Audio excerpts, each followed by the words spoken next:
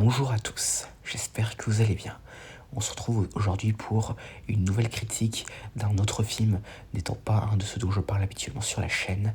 J'ai nommé Ready Player One. Avant de commencer, il est nécessaire de mettre le contexte de ce film. Donc, en 2045, la Terre est au bord du chaos et de l'effondrement. Mais les habitants trouvent le salut dans l'Oasis, un vaste univers de réalité virtuelle créé par l'excentrique James Hallyday. À sa mort, Hallyday promet son immense fortune à la première personne qui découvrira un easter egg numérique caché quelque part dans l'Oasis. Lorsque le jeune Wade Watts se joue en concours, il se retrouve à devenir un héros improbable dans une chasse au trésor, déformant la réalité à travers un monde fantastique de mystères, de découvertes et de dangers. Notamment celui représenté par la société IOI, commandée par Nolan Sorrento, qui cherche à récupérer l'easter egg pour monétiser le jeu sans relâche. Alors, qu'est-ce que j'ai pensé de ce film ? Alors, quand je l'ai vu pour la première fois, je ne m'attendais pas à l'apprécier. Cependant, quand je l'ai vu, alors là, je me suis bien trompé. Non mais, sérieux, tous ces clins d'œil à la culture populaire, non mais, waouh! J'ai jamais vu un film qui mélange autant d'œuvres de science-fiction et autres dans un seul. Parce que déjà, on a Minecraft, on a Batman, on a The Shining, enfin, on reviendra à ça après, mais d'abord, concentrons-nous sur les personnages. Alors, pour le personnage de Wade Watts, alors franchement, j'ai bien aimé ce personnage. Bon, pas trop au début, mais plus le film avançait, j'ai trouvé assez charismatique. Et de même d'ailleurs pour Artemis et Ash. Et d'ailleurs, j'étais mort de rire quand Artemis lui dit « T'es libre jeudi ?» et Wade répond « Moi » et ensuite elle répond « Non, lui » et en fait elle révèle que en fait elle parlait bien lui. Non mais sérieux, quand j'ai vu cette scène, j'étais mort de rire. Et pour Daito et Sho, donc les deux autres personnages principaux, avec Artemis, Wade et Ash, alors en vrai, je trouve qu'ils auraient pu faire mieux, hein, parce que personnellement, je les aurais mis un peu plus en avant, hein, parce que franchement, on les voit assez peu, je trouve. Et pour Hallyday, alors là, franchement, si jamais on crée un jour un jeu comme ça, alors là, chapeau là. En tout cas, Hallyday, je l'ai trouvé assez drôle à certains moments, comme quand il dit si vous regardez sous vos sièges, vous constatez qu'il n'y a rien. Et aussi, oh, j'adore la partie où à l'annonce de sa mort, il se lève de son cercueil avec la musique Toccata et Fugu, là, non mais tellement connu cette musique. Et franchement, son avatar, bon, ça fait un peu trop Dumbledore sur les bords, mais c'est pas grave.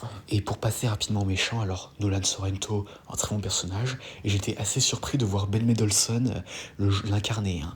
Parce que Ben Mendelsohn, avant, je le connaissais seulement avec Rogue One. Et pour son avatar, alors, personnellement, je trouve qu'il ressemble un peu trop à Superman, hein, mais bon. Et pour le chasseur de primes, iRock, alors là, meilleur personnage, hein.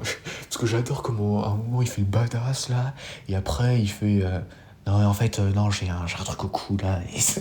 Non mais sérieux, oui, ce personnage il est trop marrant. Et j'adore aussi comment à chaque fois que Nolan Sorrento il tient l'orbe d'Ossuvox, là il fait l'orbe d'Ossuvox là. Non mais c'est pas la peine de faire trop stylé, hein. On est dans un film mais pas dans un film. Voilà quoi.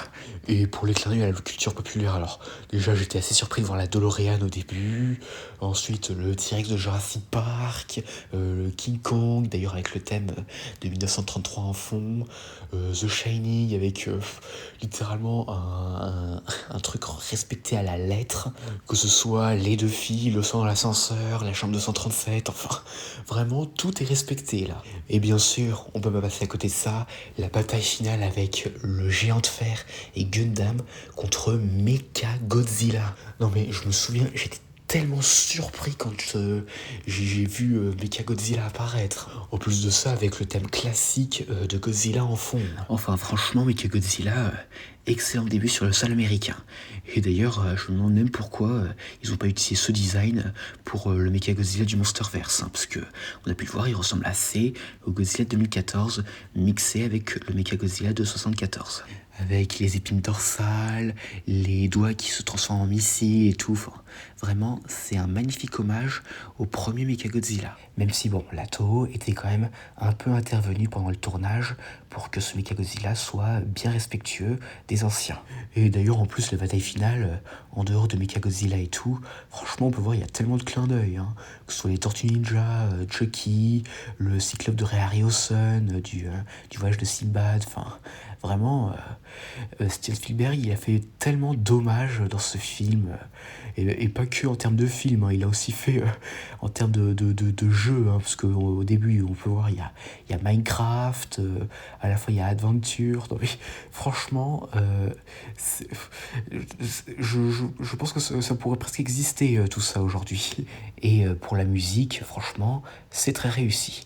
Que ce soit le thème principal ou la réutilisation d'autres musiques comme Blue Monday, Stayin' Alive, ça d'ailleurs j'ai adoré, et le thème de The Shining, de King Kong et tout. Enfin, vraiment, ce film c'est un hommage à la culture populaire tout entière. Par contre, je suis déçu qu'on n'ait pas eu le thème de Retour vers le futur dans la scène avec la DeLorean. Mais bon, enfin vraiment, Ready Player One, c'est un excellent film. Et d'ailleurs, il y a même des discussions pour en faire une suite, mais ce ne sera pas réalisé par Steven Spielberg, étant donné que selon lui, ce film était trop dur à réaliser.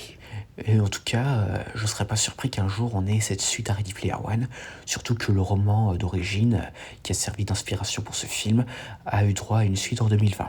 Mais bon, à part ça, c'est tout ce que j'allais dire concernant Ready Player One. J'espère que cette vidéo vous aura plu, n'hésitez pas à me dire ça dans les commentaires, et à la prochaine. Et n'oubliez pas, James Hallyday a vu l'avenir, et il l'a fabriqué. Un refuge qu'il appelle l'Oasis.